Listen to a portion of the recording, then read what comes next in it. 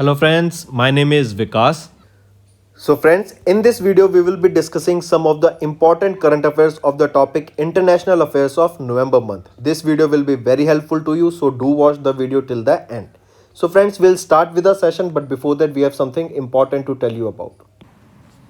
So students, we have an app by the name Affairscloud which you can go and download using the Play Store, and it is available only for the Android users as of now. Once you have downloaded and opened the app, you will see a page such as the second screen here. Then you just need to log in with your Google ID, or you can say with your Gmail ID on this application, and once you have logged in, you are ready to use the particular application. As you can see, you will be seeing here my course, all courses, crack current affairs. Just click on any of those and you will be directed to a second page. Here now, what are the features or why we recommend you to use the app? Because on the app we provide you daily current affairs both in English as well as in Hindi. Both Hindi and English current affairs are provided you daily along with the quiz sessions. This is important. We provide you daily with the quiz sessions that will help you to brush up your current affairs that you gained today through our video or any other notes provided. These English and Hindi PDFs are also provided to you daily. This is provided on our app course that you can go and purchase. Two types of courses are there, 1 year plan and a second year plan, which you can opt as per your need. Then we provide you with weekly videos, not just weekly videos on YouTube and monthly videos, daily videos are also given. Apart from that, weekly PDFs of current affairs are provided to you. Compiled PDF of current affairs of the whole week will be provided to you both in English as well as in Hindi. Then similarly for the month also you will be provided a compiled video of the whole month both in English as well as in Hindi PDF for the current affairs that will brush up your current affairs very much. Apart from this, we provide you with the topic wise current affairs, topics such as apps and web portals, important days, books and authors. Then comes your sports, then comes your obituary, national affairs, international affairs, sports. These all topics are covered by us on our YouTube channel, which you can go and check it out also. Very important this section, because we provide you with the PDFs also with them that helps you to revise through a particular order, and it is very helpful to you, so you should definitely check it out. Then apart from it, we provide you questions regarding your particular exams also, such as bank, related to your banking. We provide you questions, we provide you PDF, we provide you material that will help you to revise those topics, those important topics. So very important.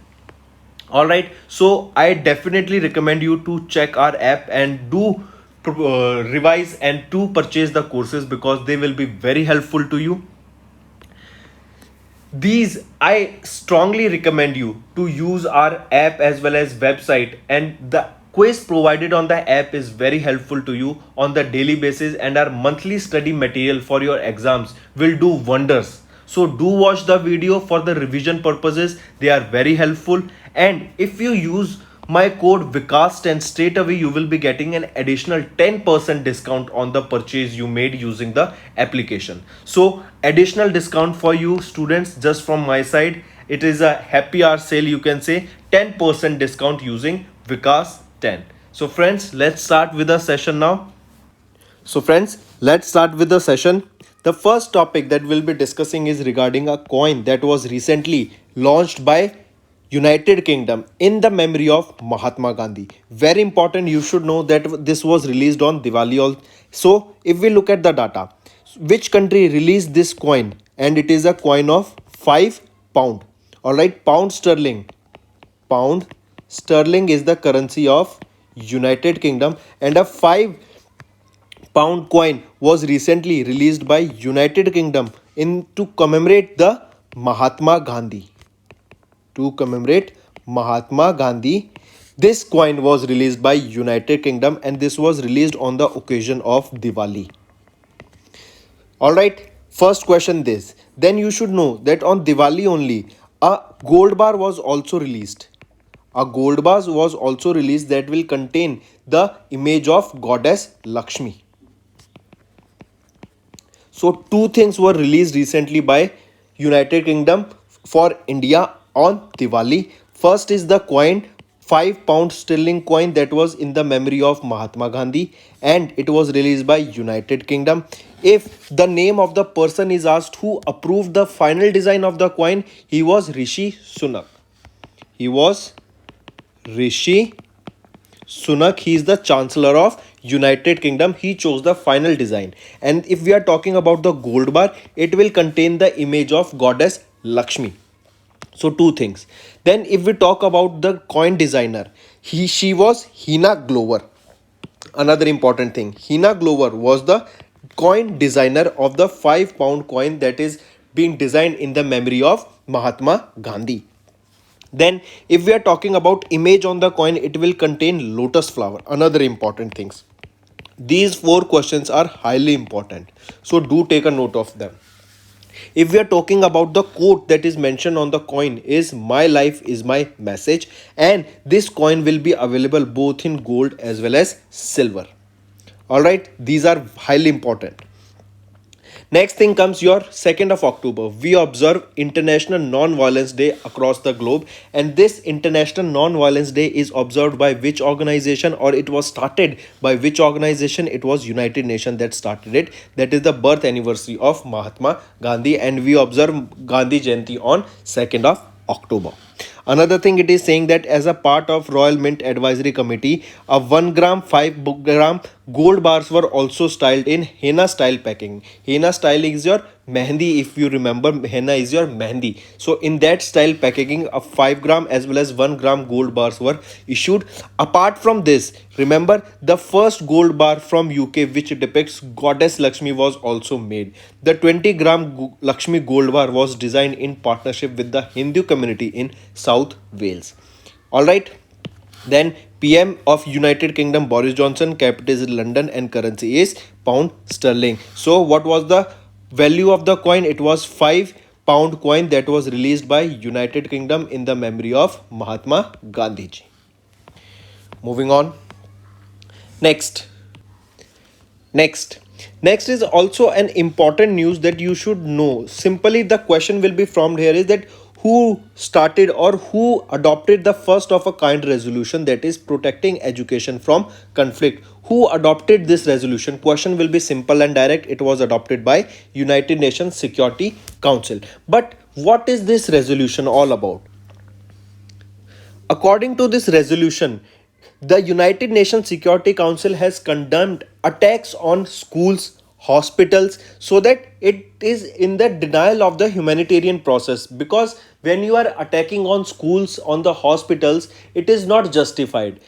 So in order to remove that, in order to curb that situation where there is no attacks on the hospitals and education system, that is at your schools, even on small children's, because they impact negatively on their life ahead. Small children, when they see war, that will be embedded in their mind, in their cognition process, and it will impact it negatively. So in order to avoid that, in order to raise them and give them a better future, if in future there is a war, it is adopted that both the parties should not target their hospitals, schools, educational institutes, and so on. So this is said in this particular resolution. United Nations Security Council adopted the first of its kind resolution, and it is your resolution 2601 on protecting schools, civilians connected with schools, including children and teachers during any armed conflict. The resolution condemns that the attack against schools, children, and teachers, urges the conflict parties to safeguard the right to education. It also condemns attacks against schools and hospitals, as well as denial of humanitarian access by the parties to armed conflict and all other violations of the international law. So coming back, the question that can be framed is which kind of there was a resolution passed recently that is protecting education from conflict. Which organization adopted this? It was adopted by United Nations Security Council. Next we'll be talking about another important information. Do mark it that United States of America became the 101st member of International Solar Alliance. Now very important news. Why this is important? Because if we are talking about International Solar Alliance, it was framed or it was formed with the tie-up of India along with Japan. these two countries came together and started International Solar Alliance. So, and apart from this, as the name suggests, International Solar Alliance, this will be working on producing renewable energy, on working on various projects and development and research projects on the generation of renewable sources of energy. And where is the headquarter of International Solar Alliance? The headquarter of International Solar Alliance is in India. In India, it is located in Haryana, and in Haryana, it is located in Gurugram. As from now, as the question mentioned, as the topic above mentioned, that USA has joined the International Solar Alliance, and it is the 101st member to join the International Solar Alliance. This agreement or this membership approval came during the 26th Conference of Parties, that is COP. And where was this held? This 26th COP 26 was held in Glasgow, Scotland. All right. So if we look at the data, just remember, United States of America 101st member of International Solar Alliance.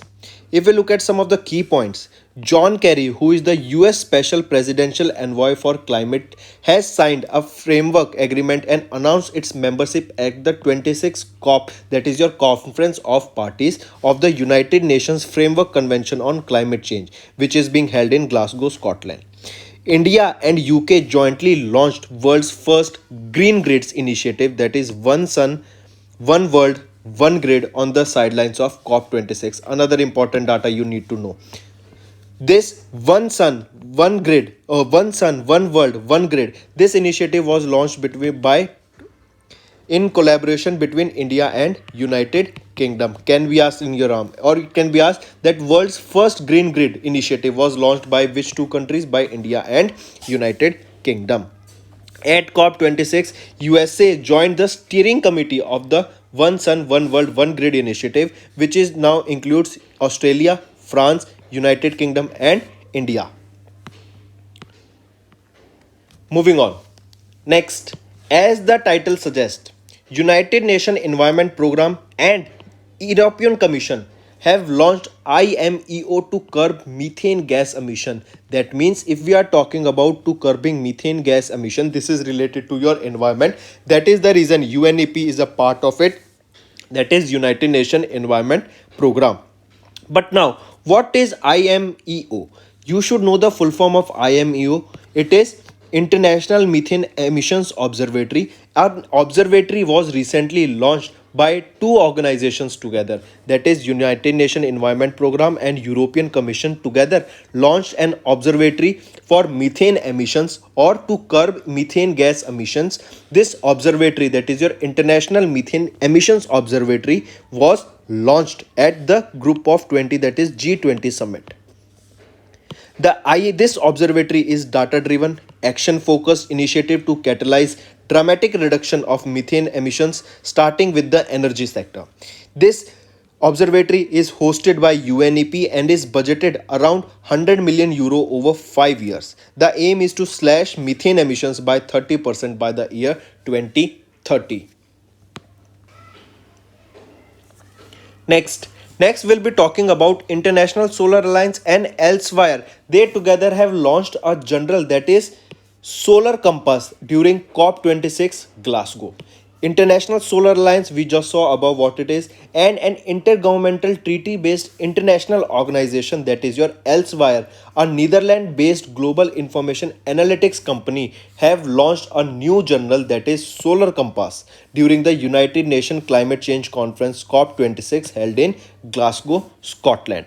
The journal will feature new technology, policy, economic developments to increase access to clean energy, successful case studies from the globe which can be replicated anywhere else in other part of the world. That means all the updates will be given in this journal during the regarding the research and development in any field related to your production of energy in the solar, be it or any geothermal energy, or you can say just in the field of renewable energy. This can be published here.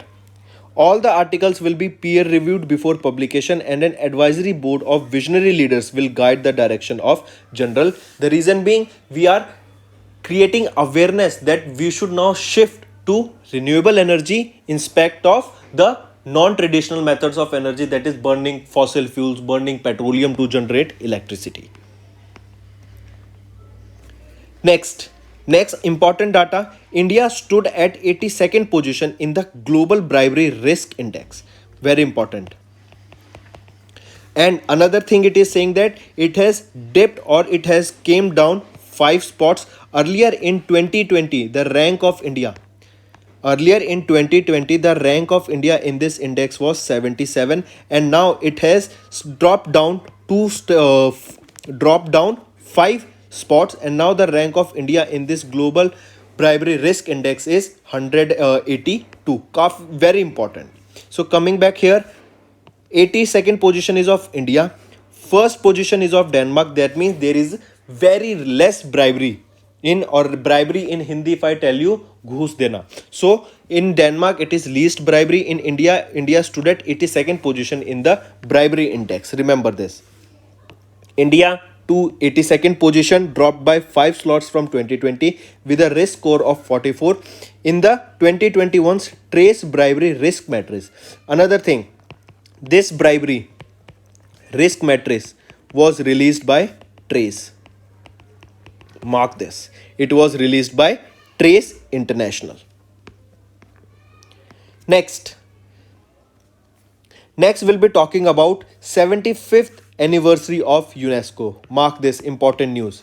Recently, which year did we observe the 75th anniversary of UNESCO? It was in 2021, and the specific date being, I told you that on 12th of November we observe UNESCO Day.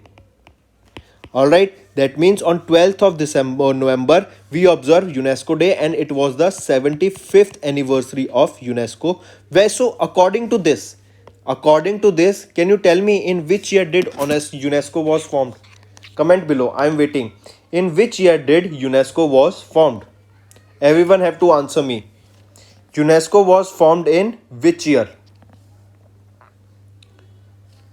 So UNESCO was established in 1945. Yes, UNESCO was established in 1945, and in 2021 we observed the 75th anniversary, that is 12th November 1945 we observe that means on 12th November 2021 we observe the 75th anniversary of UNESCO. And what is the full form of UNESCO? United Nations Educational, Scientific and Cultural Organization, and the headquarters of UNESCO is Paris, France.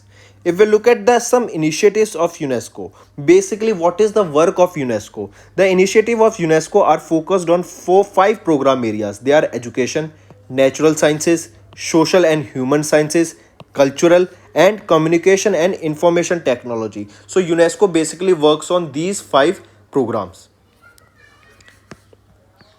If we are talking about UNESCO, Director General is Audrey Azoulay. There are 193 members and 11 associate members. It is governed by the General Conference and the Executive Board. And where is the headquarters? It is in Paris, France. Moving on to next. Mark this, important.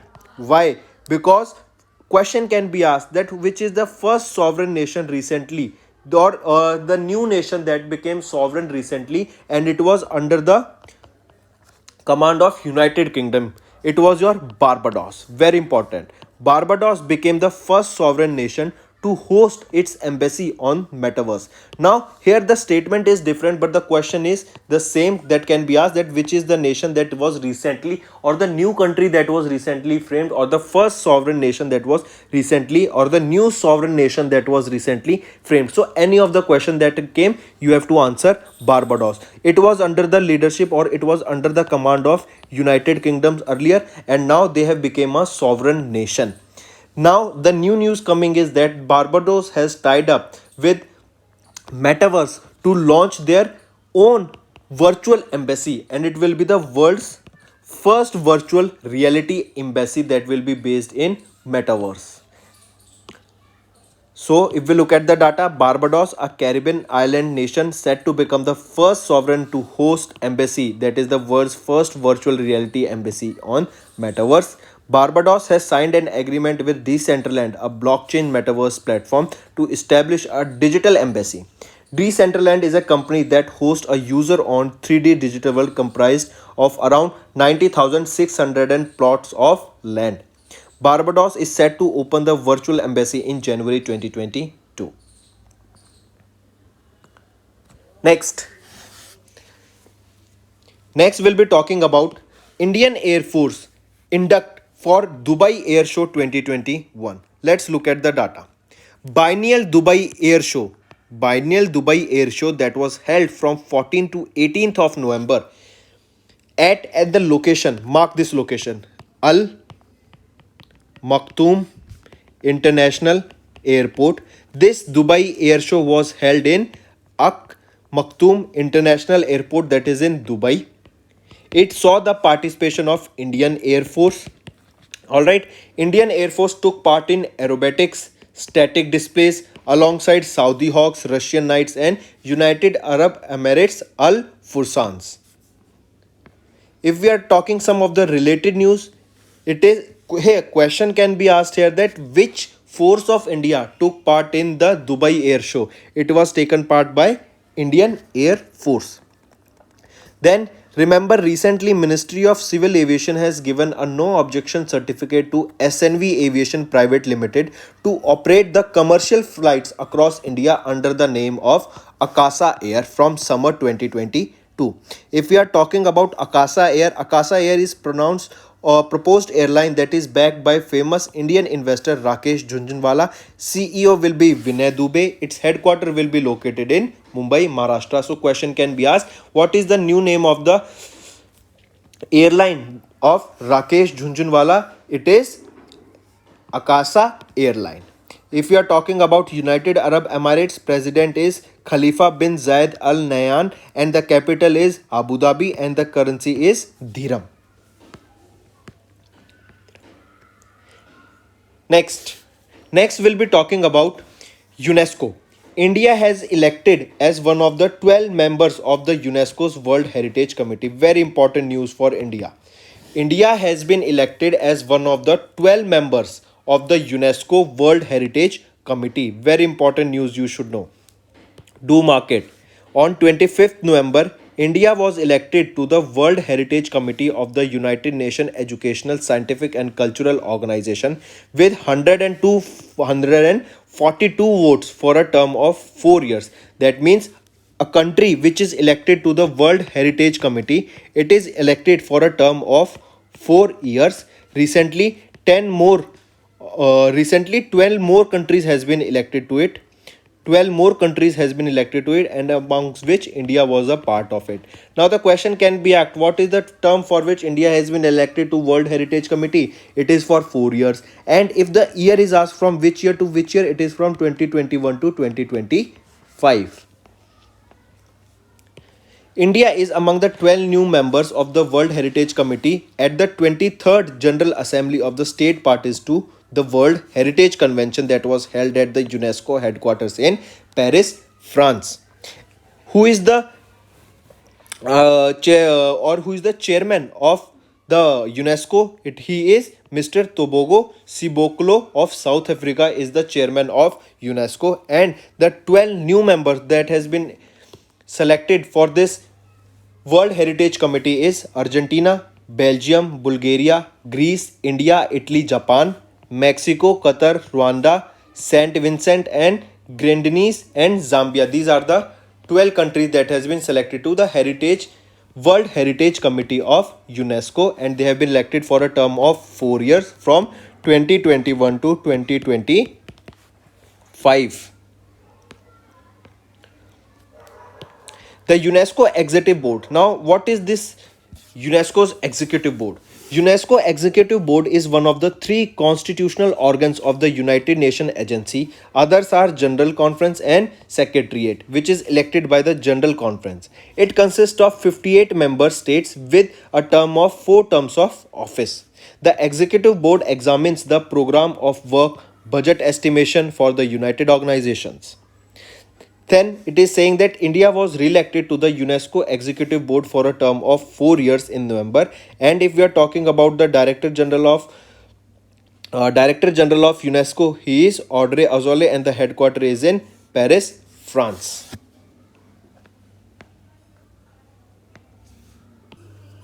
Next we'll be talking about coronavirus. As we all know, a new variant of coronavirus is being spread around.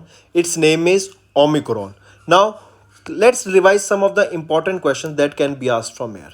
First question: which organization does the naming of coronavirus? Naming of these coronavirus are done by which organization? It is your World Health Organization that does the naming of all the variants of coronavirus.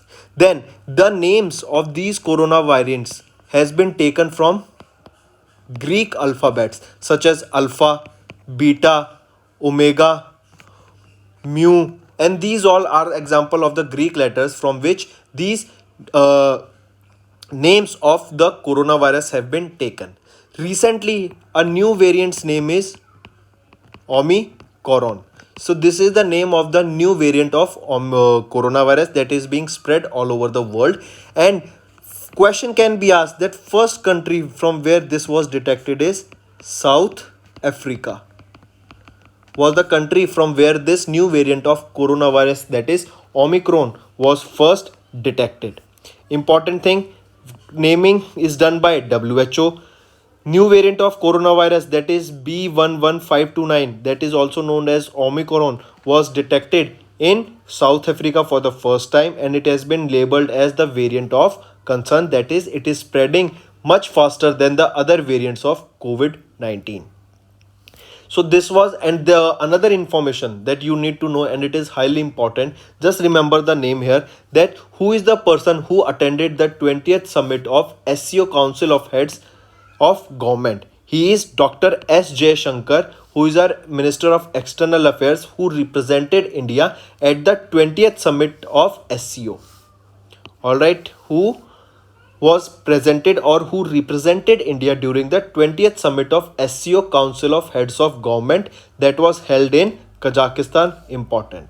Another way this question can be framed is that where was the 20th edition of SCO Council of Heads of Government held? It was held in Kazakhstan. And from Indian side, who represented India? India was represented by Dr. S. J. Shankar.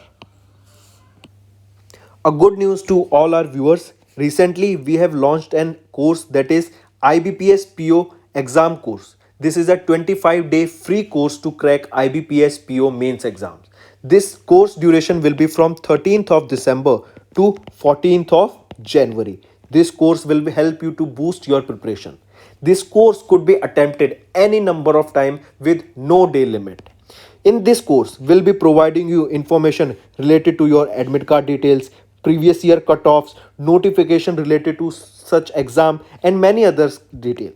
Apart from this, you can see here we are covering the whole syllabus here, like data analysis on D3. Then you are getting quiz of 20 questions with such questions that you can prepare, that will help you, or they are the expected questions they will be coming in the exams. So these questions are very helpful. These 20 questions you will be getting on daily basis, and they will help you to boost your preparation.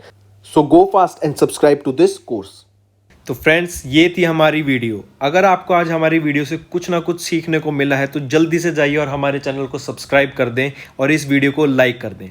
और friends, अगर आपको हमारे content से related या फिर हमारी कोई app से इशू आ रहा है, कोई भी आपको प्रॉब्लम है, तो आप हमारी जीमेल आईडी जो कि है support@affairscloud.com या फिर हमारा नंबर 9677333862 पर कॉन्टैक्ट कर सकते हैं. एंड हमारी टीम जल्दी से जल्दी आपके इशू को रिजॉल्व करने में आपकी सहायता करेगी. So take care.